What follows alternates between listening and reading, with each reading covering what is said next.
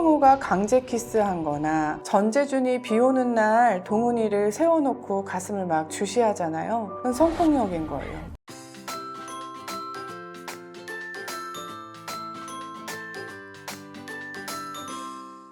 안녕하세요. 법으로 위로하는 변호사 김승혜입니다. 안녕하세요. 소송의 길 함께 가는 이지연 변호사입니다. 자, 그럼 피해자가 학생이기만 하면 되는 거면 어린이 학생에게 알바비를 안 주는 경우 뭐 이런 경우도요? 아까는 학교 폭력 중에 학교라는 부분 때문에 발생되는 오해에 대해서 설명을 드렸는데요. 이번에는 폭력이라는 부분에 대해서 오해가 있어서 이 부분에 대해서 좀 더 깊이 설명드리도록 하겠습니다. 일반적으로 폭력하면 어떤 장면들이 떠오르세요? 뭔가를 신체적으로 때리는 행위들이 떠올리시죠? 이렇게 폭력은 신체적 폭력을 의미하는 경우가 많습니다. 그러나 학교 폭력에서는 이 신체적 폭력보다는 더 범위가 넓습니다. 이런 대표적인 학교 폭력의 유형은 신체 폭력, 언어 폭력, 금품 갈취, 강요, 따돌림, 성폭력, 사이버 폭력 등이 있는데요. 이렇게 많은 유형들이 있습니다. 더 글로리에 나오는 장면들을 통해서 설명드리도록 하겠습니다. 일단 신체 폭력입니다. 박연진 무리가 문동훈을 고데기로 지지면서 체육관 밖을 못 빠져나가게 하죠. 이처럼 고데기를 지지는 상해, 그리고 체육관 밖을 빠져나가지 못하는 감금 같은 경우에는 대표적인 신체 폭력에 해당합니다.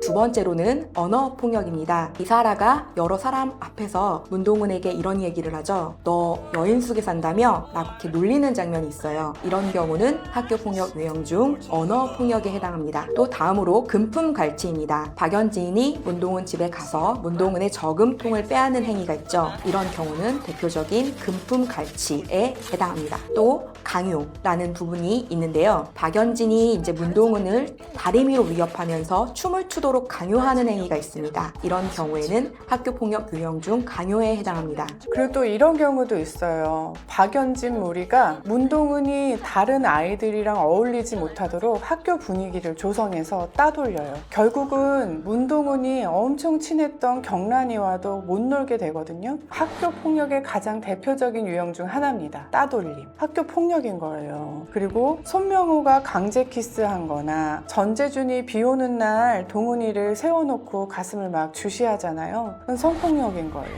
학교 폭력인 거죠. 그리고 손명호가 문동훈을 괴롭히는 거 이사라가 촬영하거든요. 그것도 학교 폭력일까요? 그거는 다음 방송에 자세히 알려드립니다. 이처럼 학교 폭력은 학생을 때리는 신체적 폭력뿐만 아니라 학생을 대상으로 하는 언어 폭력, 금품 갈취, 강요 등 이런 경우는 모두 학교 폭력에 해당될 수 있습니다. 그렇지만 학생이 피해자라고 한다 하더라도 이러한 학교 폭력 유형에 해당되지 않는다면 학교 폭력은 아니라고 말씀드릴 수 있습니다.